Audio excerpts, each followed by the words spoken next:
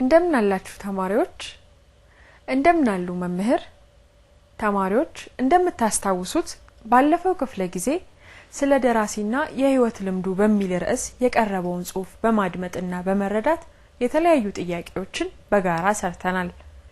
በጣም ጥሩ አሁን በቀጥታ ወደ ዛሬው የትምህርታችን ንዑስ ክፍል እንሻገራለን የዛሬው ትምህርታችን ውይይት የሚል ነው የዚህ ክፍል ዓላማዎች የሚከተሉት ናቸው የውይይት መመሪያን በመከተል በሚቀርበው የውይይት ርዕስ ላይ መወያየት የቀን ውሎን የድርጊትና የጊዜ ቅደም ተከተልን በጠበቀ መልኩ ገለጻ ማድረግ ናቸው ተማሪዎች እስቲ ለመነሻ እንዲሆነን በጥያቄ እንጀምር ውይይት ማለት ምን ማለት ነው መምህር ተማሪዎች የሚሰጡትን የቃል መልስ ይቀበሏቸው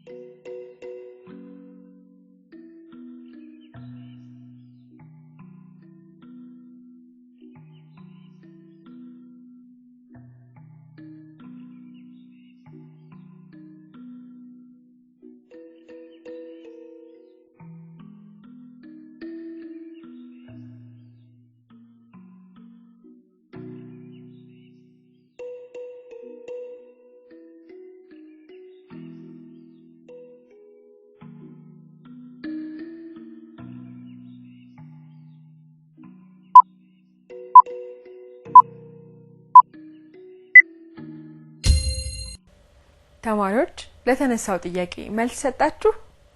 መልካም ውይይት ዓላማ ያለው ክንውን ነው ሰዎች ጊዜና ቦታ ወስነው በመገናኘት አንድና ከአንድ በላይ በሆኑ ርዕሰ ጉዳዮች ዙሪያ ሐሳብ የሚለዋወጡበትና ከጋራ መግባባት ላይ የሚደርሱበት ተግባር ነው በመቀጠል ደግሞ ውይይት ሲካሄድ ሊደረጉ የሚገባቸውን ቅድመ ዝግጅቶችንና በውይይቱ ወቅት ሊወሰዱ የሚገቡ ጥንቃቄዎችን እንመለከታለን እባካችሁ ተማሪዎች በጽሞና እንድትከታተሉ ይሁን ተማሪዎች ውይይት ለማካሄድ በመንዘጋጅበት ወቅት የሚከተሉትን ዝርዝር ተግባራት ማወቅ ተገቢ ነው ርዕሱን በተመለከተ መረዳት ርዕሱን በተመለከተ ጽሑፎችን አፈላልጎ ዋና ዋና ፍሬ ሐሳቦችን ማገናዘብና መያዝ ስለ ርዕሱ የጠለቀ ዕውቀት አላቸው የሚባሉ ሰዎችን ጠይቆ ፍሬ ሐሳቦችን መዝግቦ መያዝ የተገኙትን ፍሬ ሐሳቦች ለማካሄድ ለታቀደው ውይይት ተሳታፊዎች የሚመጥኑ መሆናቸውን ማረጋገጥ ነጥቦቹ የርዕሱን የተለያዩ ጎኖች ሊያሳዩ መቻላቸውንና ወቅታዊነታቸውን ማረጋገጥ ተገቢ ነው። ተማሪዎች ከኔ ጋር ናችሁ? በጣም ጥሩ። እነዚህን ቅድመ ዝግጅቶች ካደረግን በኋላ ውይይታችንን እናካሂዳለን ማለት ነው።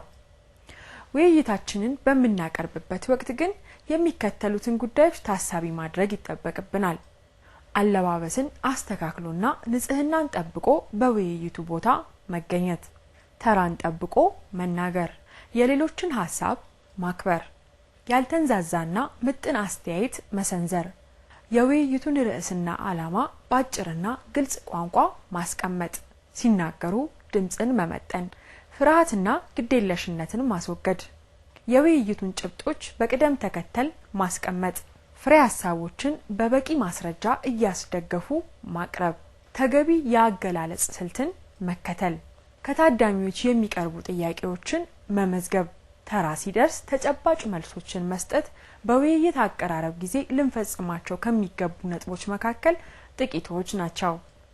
ስለ ውይይት ቅድመ ዝግጅትና ውይይቱን በመናካሄድበት ወቅት ሊወሰዱ ስለሚገባቸው ጥንቃቄዎች ከተነጋገርን ወደ ውይይቱ እናመራለን ማለት ነው። ተማሪዎች ውይይቱ በሚደረግበት ጊዜ ተወያዮች ሐሳባቸውን ሲሰነዝሩ ሌሎች የውይይቱ ታዳሚዎች የውይይቱን ሐሳብ በማስታወሻ እንድትይዙና ስለ ውይይቱ ሂደትና ስለ ተንጸባረቁ ሐሳቦች የሚያትት የድርጊትና የጊዜ ቅደም ተከተሉን የጠበቀ አጭር ገለጻ ለክፍል መምህራችሁ አቅርቡ። መምህር ውይይቱ በሚቀርብበት ወቅት ተማሪዎቹ አጽንኦት ሰጥተው ማስታወሻ እየያዙ መከታተላቸውን ይቆጣጠሩልን። በመጨረሻም የተመረጡ ተማሪዎች ቀርበው የቃል ገለጻ ያድርጉልዎት።